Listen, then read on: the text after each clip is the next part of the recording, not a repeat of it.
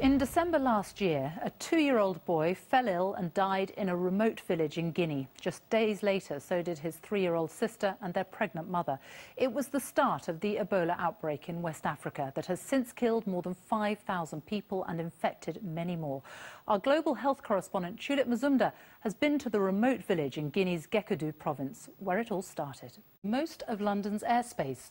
For a time this afternoon, no planes were able to land or take off at Heathrow or Stansted, and all departures were suspended at Gatwick. London City Airport and Luton were also badly affected, and many airports across the UK reported delays. Air traffic control says the computer problems have been resolved, but tonight there are still delays and cancellations. Our correspondent Daniel Bircher has more details.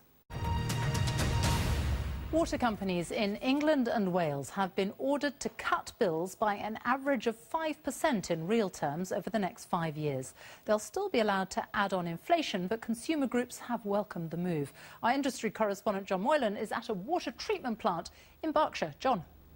Now, it was a moment of humanity amidst the horror of war, the 1914 Christmas Day truce on the battlefields of the Western Front, when British and German soldiers laid down their arms and played football in no man's land. A century later, Prince William has helped to unveil a memorial to mark the event. Natalie Perks reports.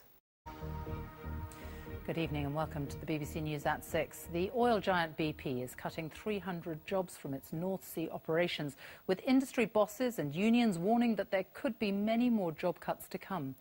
The company is blaming falling oil prices, which have halved in recent months, and tougher market conditions. Several other companies are also struggling, and the Scottish Government is calling on Westminster to reduce taxes on the oil industry. James Cook sent this report from Aberdeen. It's Britain's biggest retailer, used by millions of customers, and until recently it was one of the great corporate success stories of the past decade. But now the company's announced big changes to try to revitalise its flagging business. It's closing 43 existing unprofitable stores and shelving plans for 49 larger supermarkets. But how will this U-turn affect the communities where they were going to build them? Our correspondent Emma Simpson sent this report from Dartford. Actors were nominated this afternoon. Benedict Cumberbatch and Keira Knightley have been chosen for their roles in The Imitation Game. Eddie Redmayne and Felicity Jones, who plays Stephen Hawking and his wife in The Theory of Everything, have also been nominated, as has Rosamund Pike for her role in Gone Girl. Our arts editor Will Gompertz looks at the secret of their success.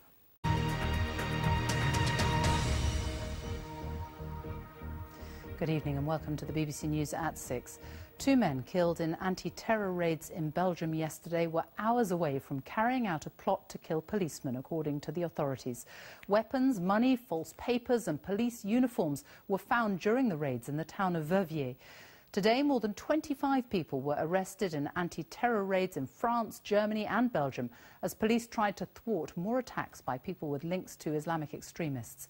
But the police agency Europol has warned that their sophisticated methods are making it extremely difficult to stop every attack.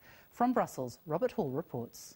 The number of people waiting more than 4 hours in accident and emergency departments in Wales and Northern Ireland rose last month.